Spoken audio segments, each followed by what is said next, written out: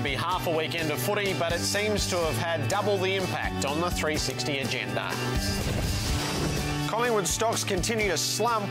Dane Swan loses his battle with a foot injury and is out of business.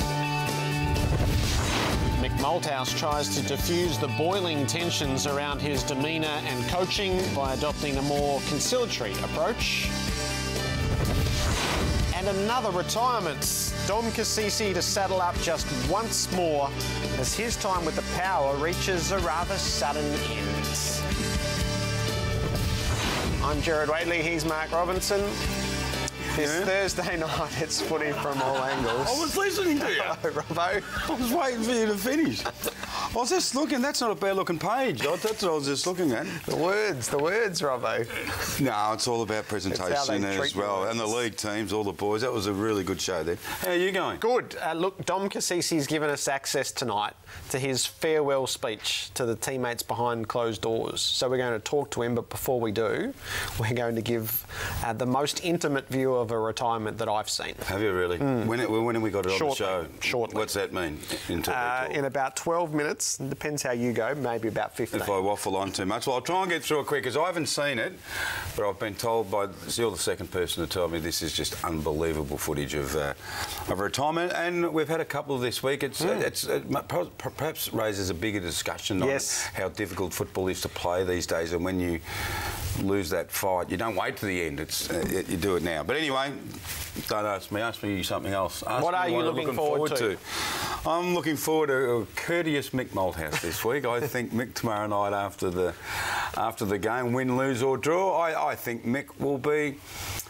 He'll be. I don't think it'll be fun, but I think he'll be quite courteous. Yes, thank you. At the end, a bit like Brendan Bolton. Remember when Brendan Bolton? Yes, yep. How can we forget that? Hi everyone, great to be here. You reckon Mick will say that? No, I don't think so. Anyway, it's a bit of a story.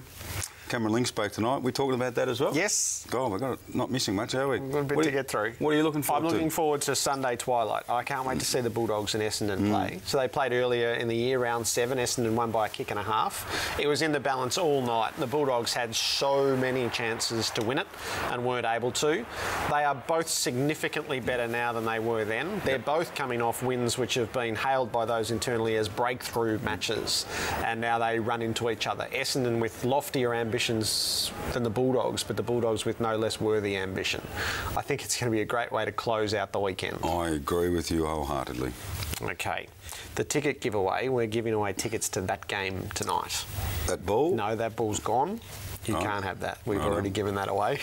Have we? Tickets to Sunday night. So your favourite, your most memorable multicultural moment. So the moment that sticks with you, portrayed by a player who would fall into the multicultural category. And we've got a couple of callers from different dialects coming in the third break to join us as well. I would have thought you might have answered getting a Suva at Stalactites at 4 a.m. That'd be me, wouldn't it? Oh, they're beautiful, Jared. You should drop in there. With Marcos Baghdadis.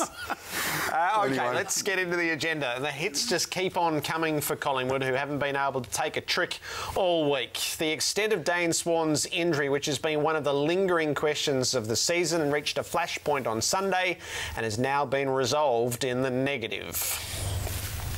Bit of a frustrating blow injury-wise. Yeah, well, it is what it is, man. Can't do much about it. So, yeah, we'll be right. Is this something you've been carrying for a little while, or is it just bob up on the weekend? No, this is a fresh one, mate. So I've been playing, got no excuses for why I've been going, but I just can't keep going with this one, so I will be right. So what's the program now? Got no idea, mate. I'll sit down with the coaches and go from there and see what they want me to do. Good on you. I won't get in the lift with you. Thanks, mate. Cheers. Yeah. I expect a lot more of myself, and so should my coaches and my teammates and the people who watch me, and I just haven't been able to do that for some reason this year, and maybe it was the straw that broke the camel's back Saturday that I just needed a rest, and the plantar fascia thing popped up, and just give someone else a go who's able-bodied, who can go in there and do a much better job than me, which I'm sure will happen, and then hopefully we can win a couple of games while I'm out, and hopefully I can squeeze back in with a couple of games to go and make a positive impact. So it's the plantar fascia. It's a month on the sidelines. The best result is round 21. At least best result. They really don't know, I don't think. Yeah, keeping their fingers crossed. A few people I was talking to today, Jared, said they wouldn't be surprised if we didn't see him again this year. Okay. But that's not the point right now. The point is, I like the fact that Swanee didn't make excuses. He said, you know, he hasn't been playing great football. It's been okay, but it just hasn't been at his standards. We've spoken about that, I reckon, every week for the last 4 weeks. Yep. Jared, so when you... I kind of like hearing that they got injuries because it makes me think they're still great players. They've got an excuse. You know, we don't like using excuses, but the drop away with his running, something was wrong. He was either footy got to him, or he was carrying an injury, and they finally told us this week that he is, and he's out for 4 weeks. So he hasn't had the acceleration, which has been his trademark away from the stoppages, to make ground, to get the footy and go. And this is at least part of the reason for that. And sitting him on the sidelines now has a lot to do with that. Trying to restore was the word, restore the acceleration to get him back for something. It used to be one of the competition's best, not gut running from go to woe, but gut running sprinting, if that makes sense. So I call it shuttle running. He used to just go for 70 metres and people couldn't keep up. Remember? Yep. Remember when we were writing stories and talking about, Jared, how do you tag Dane Swan? Because you've got to have that explosion, and then you have that person who's able to run 60 metres, flat chat, take a couple of breaths and perhaps do it again. And that is certainly an aspect of his game. They dropped away so much that on the weekend I called him a bit player. He was surviving on his wits. Yep. Rather than challenging the opposition, and a bit like Collingwood at the moment, they're just surviving without challenging. So you can rule him out of Adelaide, Port Adelaide and West Coast. They'll hope for Brisbane, maybe GWS, Hawthorn at the end, and then whatever role they have to play in September. But these are grim times. Well, leadership's spoken about, I reckon, by every person who comes on our show. Spoken about every day by the coaches. They've lost Nick Maxwell and they've lost Dane Swan on the field for the next 4 or 5 weeks. It's a terrific blow. OK, it's been a ferocious week surrounding Mick Malthouse, a lot of his own making, and it stepped up a little bit last night once Mark McClure weighed in with his views. He's friendless. I can't find a friend in the world. Everyone I talk to says, what's going wrong with Mick? We've seen mixed messages for the whole year from this bloke, from the coach. He's abrasive to all. One of the things he's good at is bullying. I think he's abrasive to the fans. The fans deserve better. I sometimes wonder about the agendas. I mean, I've got to say that. I wonder where it comes from. It was interesting being in the media and people saying, God, it's boring. My media conferences haven't been, I suppose, picture perfect. And I'm the first to say that, but it's not by design to hurt anyone. It's not by design. It's to finish it as quick as I can. But if people view that, then I've got to look at it. If it's not good, it's not good for Carlton. I'm first to say I'm a very passionate coach. I get emotionally involved. I don't think my players expect any less or any different. They know I'm totally on board for them, and I've been like that since I've coached. You know, I'm probably opening up my soul a little bit here, but I have find it very, very difficult to talk publicly, and I've been doing it for 30 years. Until you walk in someone else's shoes, you'll never know. And with all due respect, I'm not here to say that you don't because you haven't played football, you haven't coached, but that's the fact of life.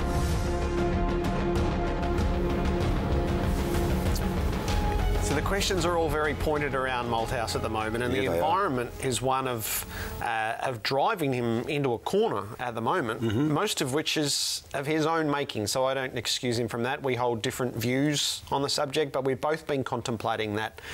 Ordinarily, if we had a coach who was reaching the great milestone of Jock McHale, as an industry, as a sport, as a people, we would be pushing them up to it.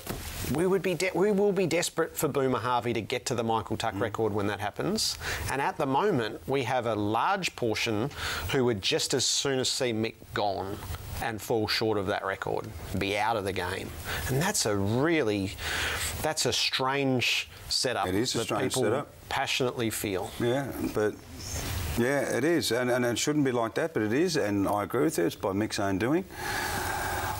You know, if you're just looking at Mick Malthouse in the last couple of weeks, kids would be thinking, Dad, what's going on with this man? He's going off his tree. What's wrong with him? Then you see footage of this. I noted this the other night, you know. That's the Mick that people don't see. Other coaches, I reckon, I'm not putting myself in their shoes, and Mick said something really smart there. He said, unless you're in my shoes, don't comment on it. And that's a very true statement. But we see other coaches in similar situations. Mick's frustrated, Mick's under pressure. Mick went to a club thinking that they were going to challenge for a flag.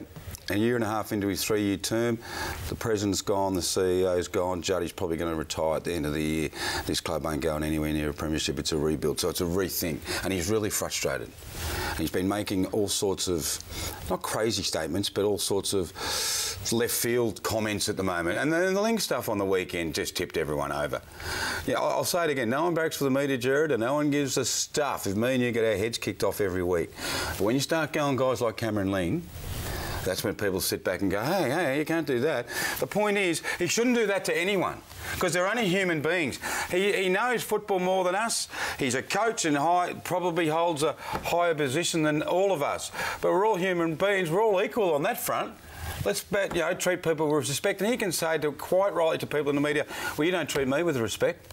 You say, well, that starts getting petty. Well, you started it because you abuse young journos and you're just trying to defend them and stuff. Right now, I think Carlton people are disillusioned where the club is, and I think they're a little bit disillusioned with their coach. So my fear for Malthouse at the moment is when he's finished, where will he belong?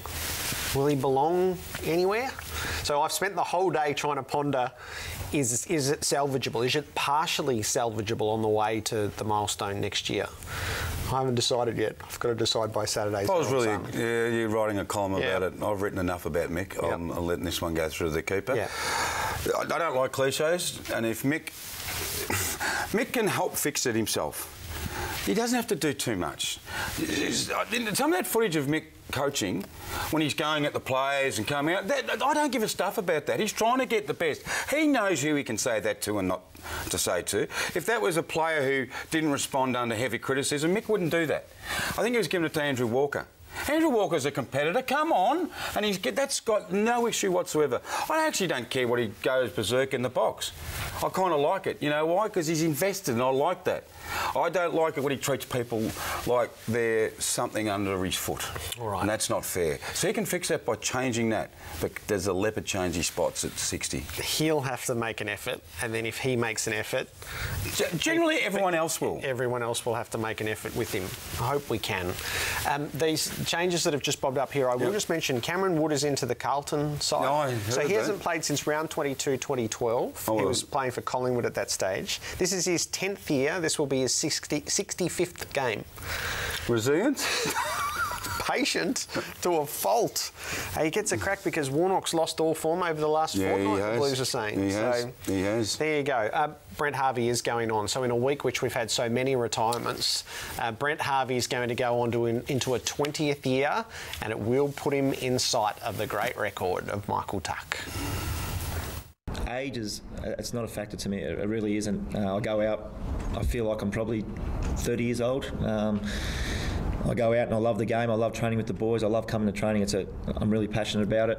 Obviously, I love the football club, and I go out there and I perform. I prepare really well, and nothing's changed over a long period of time. So I think I can, keep this standard for a little bit more to go. Yeah, I've always said I don't want to get carried away with, and I'm certainly not playing for 400 games. I'm playing to win a premiership. So I guess what I'm trying to say, if I look too far ahead, I'll just play footy, and I won't play good footy. So I control what I've got control of now, and that's playing some good footy and hopefully winning some games. And if I do that, that will take care of itself. And that's... We're going to start to think about that. So 378 at the moment. 378. The record number's 426. Hang on, no, 378, so 22, 48. Maybe add 8, 2 finals. 40. We can give him 2 finals. So he's got to play for another 2 years. 386. Then he plays next year with a couple of finals, maybe an odd interruption or 2. So he's got to get to 2016. Yep. You to play No, one more I don't year. think- Now, there's I- no drop-off at the moment. No, there's not. No visible drop-off. I'm sure he will feel the subtleties, yeah. but he is playing at a level at the moment which there's no fear about next year. Jared, he's a smoky for the Brownlow. He's exactly certainly right. all-Australian. The drop-off, there's one thing he's got is he's got so much footy smarts, Boomer, but his speed hasn't dropped off. His agility, I reckon there's been subtle things, but on a whole, he's still got everything reasonably intact, which is not just speed, which is losing opponents, the zig, the zag, the evasiveness. He's still got that. And he can still find the pill. And the premiership window, one thinks for North, might be 2016. There's going to be great motivation to get there. I told you Monday night, I reckon North Melbourne thinks their premiership window's open this year, mate. Good luck to them if it is. Anyway, so Boomer's going on, and so too is Bob. And we were talking to him about this on Tuesday night, both on and off air. Before we go on, let's tell the truth. So, Bob, I asked him, what are you doing next year? You got a contract? He goes, oh, yeah. I said, I'll write that. He said, oh, it's coming soon. 12 hours later, they announced it. When you say coming soon, generally it might be a week or 2 weeks, right? I thought I'll sit on this for a couple of days, get some distance between me and Bob on the Tuesday night, write the story. They announced it the next day. I nearly rang up Bob and said, what are you doing, Tim? So on to a 16th season for one of the favourites in football. A few of my generation who have sort of wound it up, which just gets you thinking about footy in time. But personally, no, I feel good. I'm really optimistic about where we're headed at this footy club. So, no, I think I've still got something to offer. His performance at the moment, I actually mentioned late last week in the game that it's the best I've seen him play. Robert, I shouldn't call him him, he's down next to me. It's the best I've seen Bob play in my 2.5 years. He's beating his man, he's just winning crucial contests and using the ball as well as ever. A little bit of a shame for you that it's only 1 year deal at this stage, but you'll be pushing him on for another year after that. Is it only one? I thought it was 5. Was it? We can't afford to lose the good ones because too many are falling at the moment. Let's just have a quick... Well, that means we got him we do, for another year. Exactly right, before he has to move to another night. As soon as he goes, you're out. We have to get another player in. All right, let's just have a quick look at the rest of the key changes here, beginning with the outs.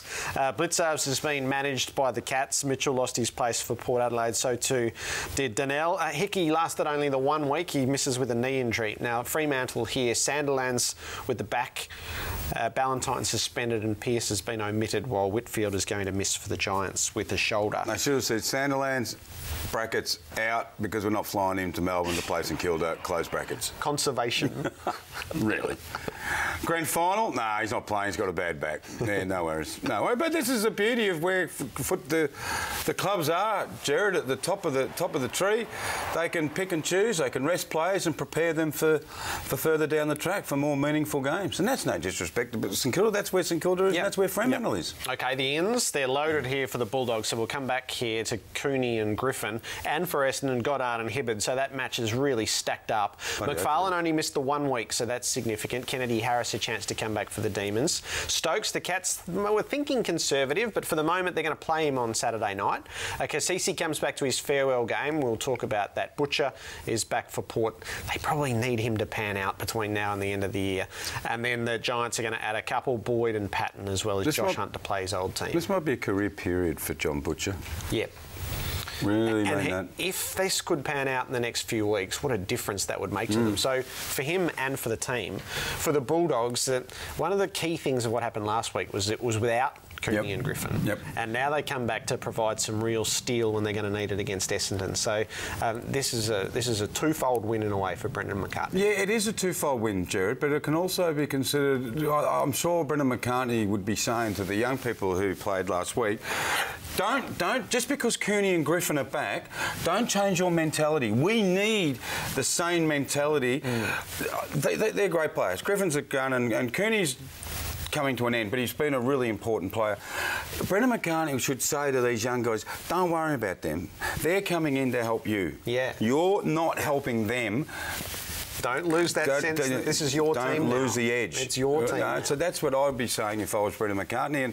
And Griffin as captain, part of leadership and part of what people were saying about Nick Maxwell. I know Griffin's a better player than Maxwell, we know that. But part of leadership is actually Griffin allowing ceding power to these younger people. He's still captain, but he wants these other leaders to stand up, and you can be a leader at 21, and that's what they showed last week. All right, sit back and enjoy this. This is looking forward. Every time we get a retirement, we hear what it's like behind closed doors, and players will talk about it, and with some time past, they'll reveal some of the emotion that takes place. Tonight, thanks to Port Adelaide and Dominic Cassisi, we go inside as he announces to his teammates that his football journey ends this weekend. Your time, mate. No worries, thanks, Kenny. Yeah, look, boys, just here to, or everyone, just here to announce that announcing my retirement. I just my body sort of got the better of me at the moment.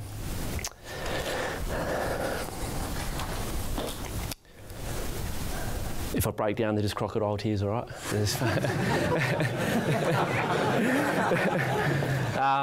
Yeah, look, I'm just struggling to get up each week for the game.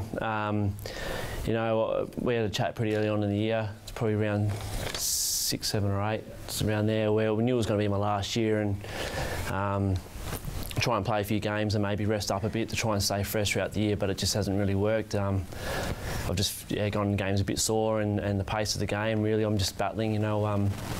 So, yeah, it's been a unbelievable 14 years.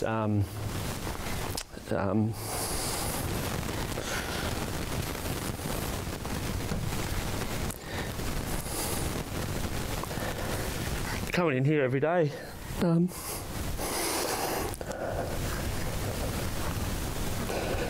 Just really proud to be able to play for one club.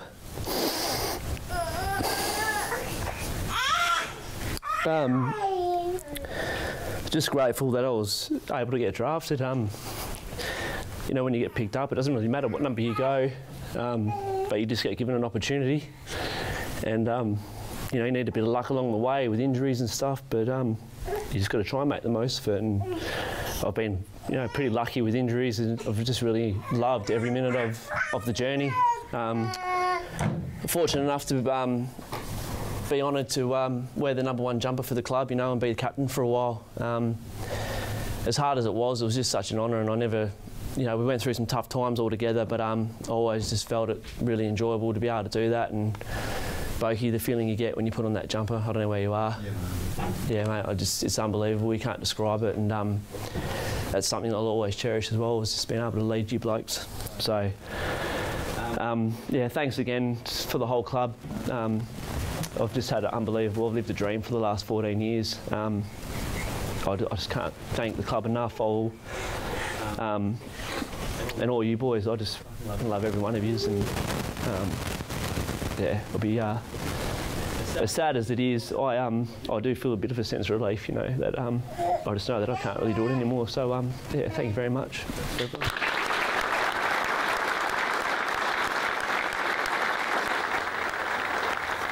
And that's how much it means. This is why you go mad at me when I get excited and stuff. That's what footy is. Mm-hmm. That is footy.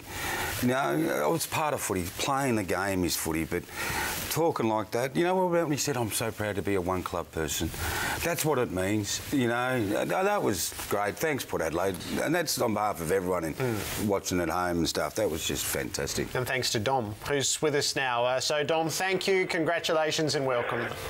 Yeah, no worries. Thank you very much. You big sook. I'm only joking, Dom. Going in there this morning, I thought it was cherry ripe and I wasn't going to break down at all. But, you know, it's amazing, you know, as soon as you stand up in front of the people you see every day for a long period of time, it's hard to hold the emotion back. So does today contain relief or regret or a mix of both? No, it's definitely a sense of relief. Yeah, I've sort of been thinking about it along the way over the last probably couple of months, and you know, each week I've just been struggling to get up with my body, and I've sort of just been trying really hard to sort of try and overcome it. But I guess the last 2 or 3 games I've been out there, I've probably felt a little bit uncomfortable out there, to be honest, with the pace of the game, just how my body feels. I mean, going in the game's pretty sore still, and you know, I haven't really felt like that. And, you know, your first sort of 20, 30 games when you start out, you feel uncomfortable out there, but you know, like I said, it's been a bit of a challenge of late, and I definitely feel a sense of relief at the moment. You get to the gates of heaven, Dom, and God says to you, describe yourself as a footballer. What would you say? Oh God, I hate that question, but I don't know. It's just I guess when I was playing my best footy, I was you know, an inside midfielder that was a pretty honest teammate. Really got the job. I did my best to try and get the job done each week, and I just based my game around effort, really. And you know, it's like I said, I've just been privileged to play for such a long time and at such a great club. I hope you saw it. Nick Maxwell retired yesterday. You retired today. You just said you're an honest player. I thought Maxwell was an honest player. I'm not putting you down at all here, Dom, but I can't recall. You might have won some BNFs, but whether you're the best player at Port Adelaide through your time or of any year, I don't know. But I reckon most of the football world, when they said it would have to describe Dominic Cassisi, they would have said, you know, he was honest and he gave every inch of himself, much like Nick Maxwell did. Yeah, look, you're probably right. Very accurate there, I suppose. And yeah, look, like I said, I had to work pretty hard to get into the side in the early 2000s. You know, it took me. I only really played 18 games in my first 3 years. So I guess my game was based around working hard and bringing effort each week to survive. And yeah, it got me a fair way, but it's all sort of caught up now. Yeah. Did you... I'm fascinated because the potential of the prize here at the end of this year being a tilt at the premiership, was there any way that you thought maybe it could still be an insurance policy, or is that not to be true to who you've been with the club throughout?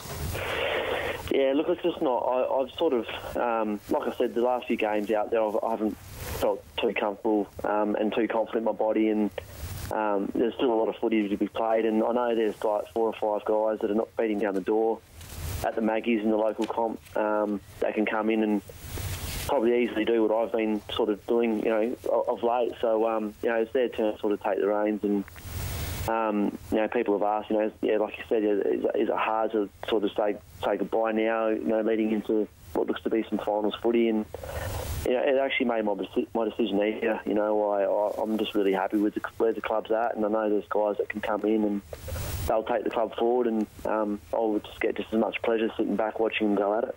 Make sure you have a great day on Sunday, doing it one last time. No worries, thanks guys, thank you very much. Well done, Dom. Dom Cassisi, who calls a halt to his career on Sunday with a farewell game against the Demons. That was great. Yeah, that was unbelievable. Great. All right, let's bring in the fighters, Cam Mooney and Barry Hall, to have a look at the events of the week and what's to come in a shortened weekend to begin round 18.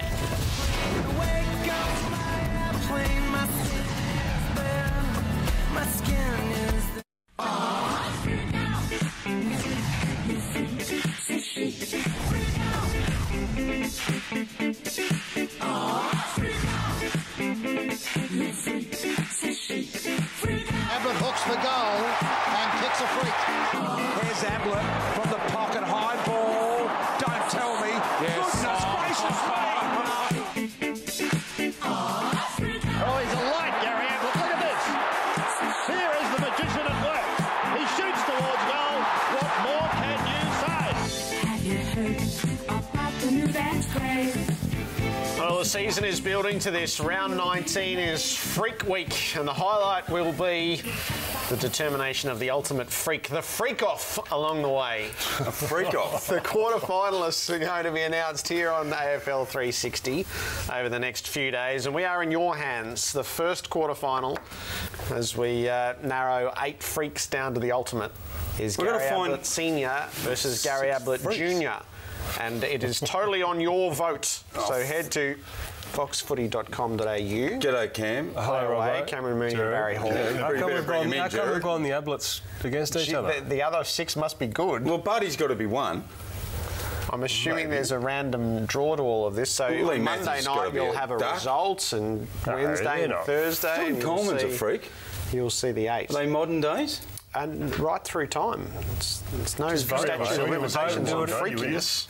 So, I agree with Baz. The other 6 are going to be great if the Adlets are going against each other. I do feel like our favourite is going to come out of this portion of the draw. Who are you going to vote for, Baz, when we log you on? Oh, junior for me. Freakiness. Not best, freakiness. Freakiness. Senior. Senior freakiness. Down senior. You should be in there. You look like one. Easy. Maybe we should freak off. Me and you. Photo finish. You're all still on warnings from last week. We are not, Dad. The best thing you can say about Gaz Senior is we had a videotape on him one day down at the footy club, and I think there was 3 or 4 guys watching it. 20 minutes later, they had the whole of the group in there just watching, just all gobsmacked about what he was doing. The best of Gary Ablett Senior. The best of Gary Ablett Senior. Even Junior was unbelievable. Junior was front row. Just having was he really? There's never been a freak. How good's that ad on Fox at the moment where Gaz Junior's taking off Sandy Roberts? Okay, so Freak Week is coming. Play along at home. Retirements this week. It's been amazing. Lenny Hayes, Nick Maxwell, Dom Cassisi, and we got the insight from Cassisi there that when the end comes right now, it just lands suddenly. Well, it's showing our game is getting harder and harder, Robbo, isn't it? I mean, these guys, Cassisi for one, he could play in finals, and you never know, could play in a grand final. But for to pull the pin like that just shows, and he said it perfectly, I thought, and it's exactly what I went through, and it's probably what you went through, Baz.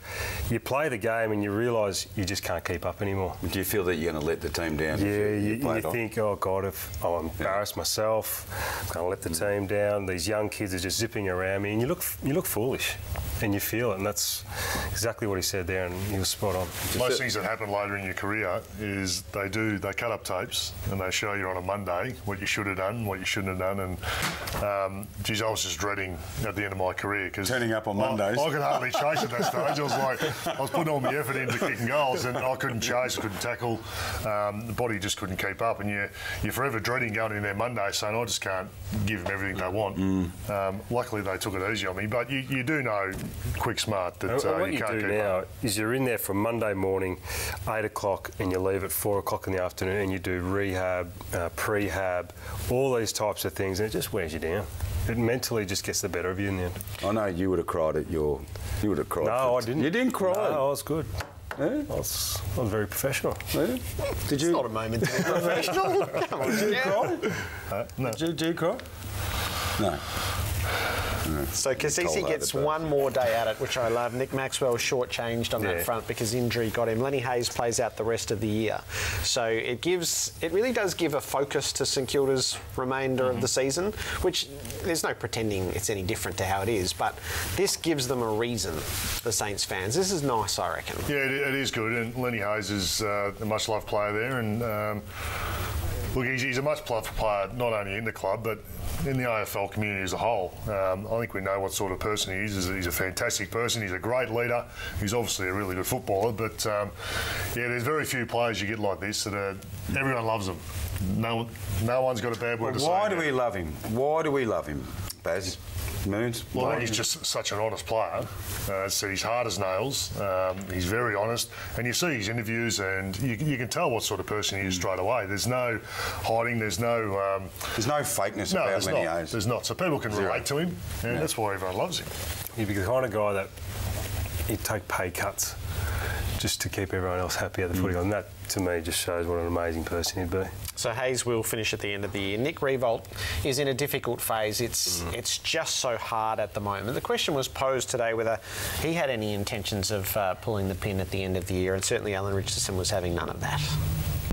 No, he's absolutely committed to next year. No, that's Rui. I don't think it's any secret. Rui's got a knee that needs to be managed. He trains accordingly. No, he's been going really well. There's no doubt that in recent weeks he's been slightly off. He's probably played at about 95% as opposed to 100.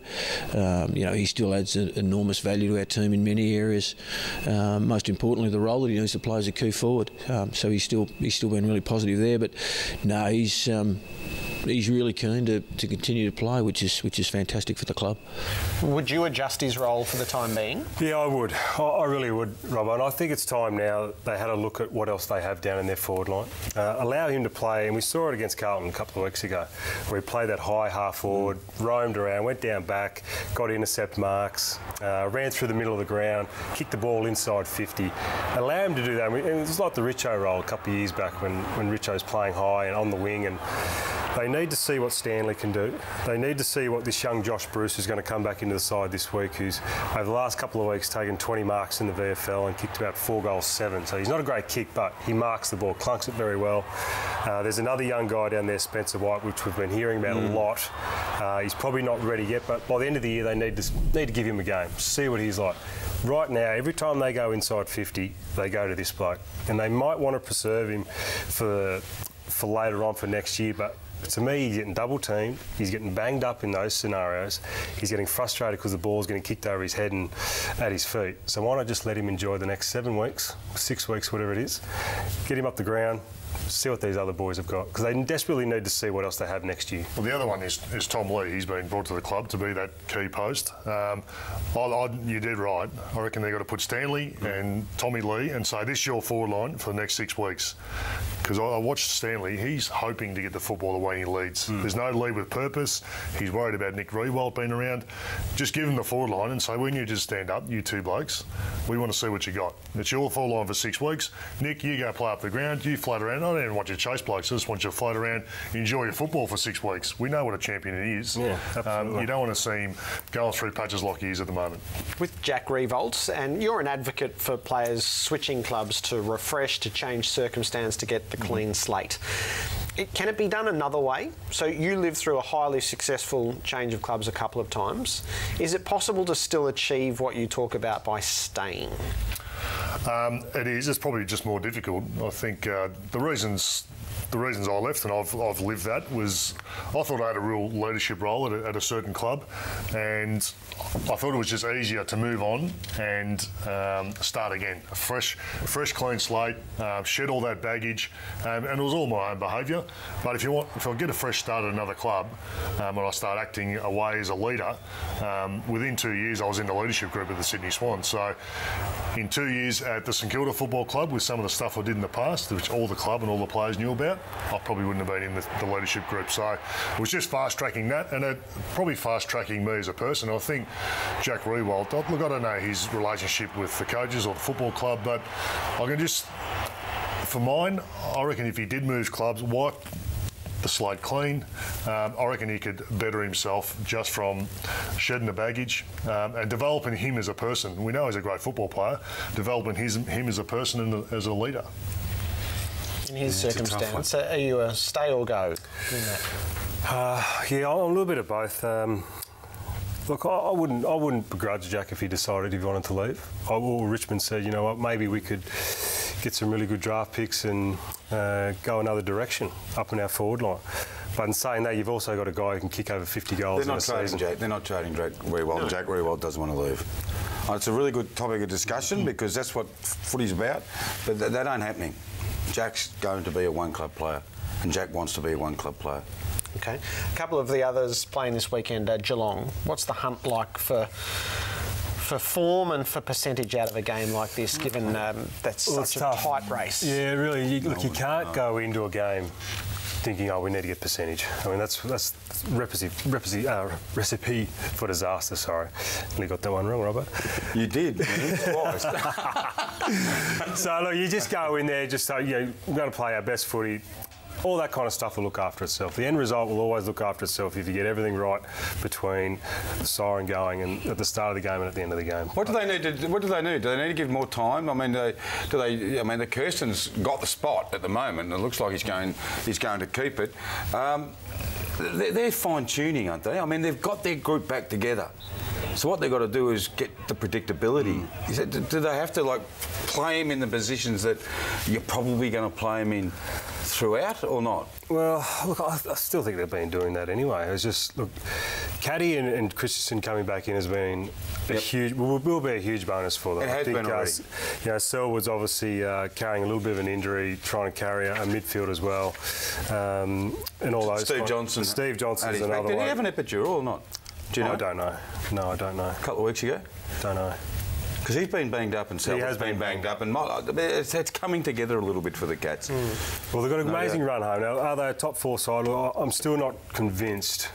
And look, Port Adelaide falling off the perch a little bit's really helped them, hasn't it? I mean, I thought they were going to finish in 5th, but with Port having a little bit of a disaster over the last month, that's really opened the gate for them to finish. Great if they get 3rd. It's Hawthorn. Cats first up. Did you sit in a team meeting today at the Bulldogs? No, I didn't sit in the meeting. No. But they're all pretty happy down there at the moment, and they should be. I mean, it's just great to see, see Bob sign for another year. Yep. You love having this guy around, but see big Jack Redpath there. Love watching him play over the last couple of weeks. And he's exactly what they need, just a big-bodied player, come through and crash and bash and knock some people over, give them a focal point, straightens them up. Their young kids have just been great over the last few weeks, and we're seeing Bontempelli just grow and grow. We see Rovat get a rising star, Hunter starting to really be the player that they thought he could be, and probably Stringer as well is the other one that's really exciting. That was the most impressive thing for the win against the Suns was they weren't relying on Boyd, Minson. I know Griffin wasn't playing, but they weren't relying on these blokes to dig him out of a hole. It was the young kids. McRae played an outstanding game. Hunter, as you said, Rovat, Dalhouse, all these young guys. Well, too often we don't see them drag out of holes before. Too often you see in the best players year after year. Boyd, Gio, Murphy.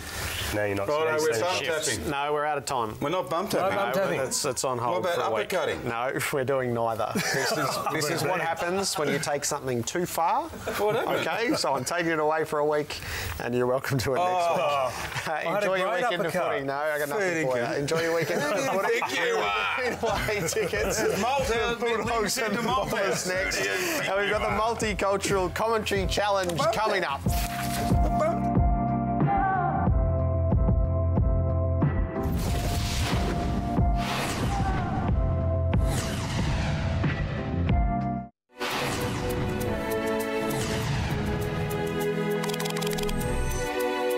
We're still running. You know, I'm going to just give them a lot of confidence, and we're very fit. We're not taking any risks. So we're in a good position. Well, we're not there yet. We know that there's some, still some way to go. But I think we've spent so much time building the foundations, and I think last year, for part of the second half of last year, it started to click for us. Team's playing well, mate. They're going good. Yeah, I think that was the best game that I've probably seen them play as a group. 4 years. Solid 4-quarter performance against a good team, good club. On the weekend was easily the best footy I think we've played for 4 years. So both coming off the same sort of performance. There's additional features to Sunday Twilight as well to celebrate Multicultural Round. There'll be Press Red for embracing India this time around, a broadcast in Hindi and Punjabi, which will be hosted by Manpreet Singh. Manpreet, welcome. Thank you, Jared. And can I say it's Punjabi? Thank you. I thought he got that out. Punjabi? He corrects me. Well done. So I feel quite comfortable. And Jamie P is going to head up a broadcast of a radio call of GWS and the Cats, which will be in Chinese. That's correct, Mandarin. Mandarin, beautiful. Not orange, Mandarin. Now, before we do anything else, it is in our culture to talk over food, and my father has insisted that I bring some food onto the set, and for you, Mark, and for Jared. Now, this is a oven-baked sort of dim sum with lamb and onion in there, so enjoy. They're like Chinese cookies. Probably open though. Don't hold back. You have set the tone. He's actually written that in Chinese what it is as well. But what is that going for our listeners, for our watchers at home? What does that say? So that's par pudding. Par pudding. That's actually from Western China. It's from our region. A little city of about 9 million people. Sure, they're not hash cookies. That is a joke. There you go, man. 3 with the long one. Thank you. It's not in China. We're allowed to have fun. What will the broadcast be like on Sunday night, Manpreet? Well, I think it's going to be really exciting and interesting. It is historic, as I'm told. This is the first time ever that an AFL match will be broadcast in language. So, to me, the history in itself sounds very exciting. Hindi and Punjabi, why not? Why not Hindi and Punjabi? Those are the languages. I'm not sure if you know, Punjabi is the fastest growing language of Australia. Which language? Punjabi. Is it really? Well, you better get your tongue around that. That's exactly right. Are you calling, or what's your role going to be? Yes, look, I've been sort of dobbed in to call, and I have a confession to make. I've never called any matches before. That's okay. So I am gathering tips. I'll be very happy to take some tips I'll talk from to you. you later. I'll help you. You've got to take the scarf off, though. Okay. Yeah, commentators can't be wearing colours. That's Jared the would first have his Geelong scarf on every week. Well, I was just being very obedient. Do you love the game, or is it just a job or something exciting to do, or do you really love AFL? Well, I work with SBS as a broadcaster, and I've done that for the last 21 years. I've been broadcasting in language. So that's probably where I came in. But AFL, all I know of AFL is through my sons. That's all you have to know. And that's a very powerful way of learning. They love it. Growing up, as I always say, at school, grand final day, they'd wear their turbans in the footy colours. So not this, they go for Richmond. So they'd have a black and yellow turban going on grand final day, things like that. So yes, footy has been adapted in so many different ways, but so many different cultures. That's why I think it's fantastic to have a multicultural round like this. And Jamie, you play and coach? I do. I play, and I'm just starting to coach. So I'm getting to that age where I really do need to think about my next step. So commentating is one thing, and also coaching is the other. So I've been playing. This is my 21st season. How old are you? 34. So I started playing when I was 13. Rocker, don't you? Well, I'm sitting on Barry's chair here, and I can't touch the bottom of the chair. So yeah, I'm 5 foot nothing really. But you do call as well, don't you? I do. Yeah, I've called a couple of games. I've called Brisbane versus Melbourne at the MCG. It's nice. You haven't spat it out. That's a good sign. My dad would be very proud. And then I've also called Brisbane Melbourne in China. When they played the exhibition game in 2010. Oh, yeah. I think perhaps... Where was that? Shanghai, wasn't it? That's in Shanghai, yeah, absolutely. And we had a great... One thing you probably don't realise that in some countries they call the game in a studio. I didn't know that, so I was at the stadium waiting for the broadcasting bus to put me aside and call the game, but they actually said, no, you have to go to the studio to call, so I had to hurry and double over to the studio. That was a bit of fun. All right, let's get a little taster. Manpreet, you set us up, and Jamie will call us the goal of the year. Maddie, give us a taste of what we would hear on Sunday. Well, how I would begin is Sat Shri Akal, Salam, Namaste. आज AFL का multicultural round शुरू हो रहा है और सबसे पहली बार ऐतिहासिक बात है for the first time ever सबसे पहली बार हम हिंदी और पंजाबी में बोलेंगे. So मैं सारे श्रोतियों को कहांगी साढ़े नाल जुड़ो लगातार प्रोग्राम में साढ़े नाल गोल ते तालियां मार दे रहो. Wind it up. Hang on, start it again. We're going to start it again. And as soon as the intro's quick again. It's all yours. Here you go, Jamie. I'm collecting the tips. 喂，从后场把球拿上，有几个老虎在追他，没有人。毛尔快要追上他了，怀特还在跑，又弹了一下，还是一下，再来一下，猛虎追不上这个啊，很快进了50米，射门进了 ，Go！ 一个好球，很漂亮。That's actually appropriate for that goal. Very nice. That was brilliant. Just calling the action, but I think on Saturday a lot of it is going to be education rather than calling the actual action. Yeah. All right. Yeah. Have a great time. This is a great part of Multicultural. Thanks for Enjoy the radio broadcast, Manpreet. Have a great time on Fox, and we'll press red to get the appreciation of India. I think it's fantastic to be able to celebrate and embrace cultures like this. Thank you. Thank you. Tomorrow night it's Carlton and North Melbourne. So much at stake still for the Kangaroos. The Blues have had an interesting sort of week. We'll see how it looks on the field.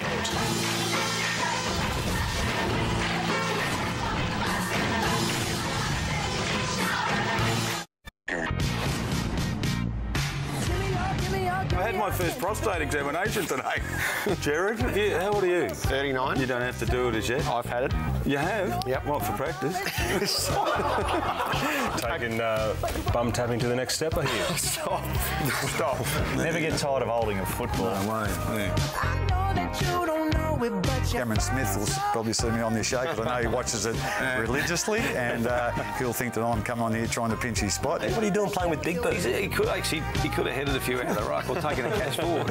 Now, can you just work it around that camera, in that one, and under the chair and get it back to me? I'd be pretty sure that Rowan Smith will chuck that in for the men's department. Well done. Men's department. That's what they call it, the back group. The back line. What do you call the forwards? Pretty boys. The cheeseburger. That's Brucey's burger, mate, not yours. Not now, it's not. Paddy, first of all, just apologies. I'm not sure what I'm more sorry for, pushing you or calling you a Collingwood nuffy, because I know you're not a fan of the Magpies, so I apologise on both fronts. No worries, mate. Probably deserved it after pulling a stunt like that. So I used to live next door to him. His mum used to cook beautiful Italian food. And I only have eaten spaghetti out of a can before I got to know. That's where I thought it came out of. You're quite funny. You're quite funny. At the start of the year, Jared said, just work with him a bit, he's not that funny. Dismissed. Goodbye. Shut up. It's a bit of the last week or so. The weekend forecast, yes, it has been a bit loose. Brought to you by Gatorade. Robbo, a sure thing? The Saints will be docked. Okay, my sure thing is that Ross will hug Lenny at the end of it. Oh, that's nice. Same game. Yeah, he'll seek him out. Of course There'll be will. a nice moment there. Oh, no doubt. Yours is far better than mine. You win that one. We'll have a competition from now on. Okay, most at stake? Oh, mine's Essendon. You're going to win this one too. What's your most at stake? Tiger has the most at stake. I know. As I understand it, you have let your dog deteriorate over the past 8 weeks, sensing that I will be washing that dog. Oh, I didn't. I'm not going to be washing that dog. You're going to be taking my kids to the movie with the Dockers pick off St Kilda and Carlton. And I have this vision that after you've taken the Waitley kids to the movies, you'll be going by the car wash, at which time Tiger will learn a thing or two about tough love. No, mate. I've said it before, and I went and bought the deluxe Pulp Fiction DVD, and we're going to sit down with it, me and the kids, and we're going to just go through it scene by scene. Doomsday? Doomsday is the injury to another Magpie on their bye weekend. I think they're in trouble, the Pies. I'm not saying anything anyone doesn't know. They don't need any more injuries. The Doomsday is the spectre of James Magnuson, because for the next 2.5 weeks, you and Anthony Hudson are going to have to coexist here. Don't bring while up James Magnuson and I are at the pool at Glasgow. Is Magnuson racing? Yes, he is. Now, play nice. All right. I'll play nice if Hutto hear about these things every morning from Glasgow. So I'll see you after the Commonwealth Games. You're going, aren't you? Be good. I'll see you in 2.5 weeks. Fly well, call well. Enjoy your footy. I'll see you soon. Take a hash cookie.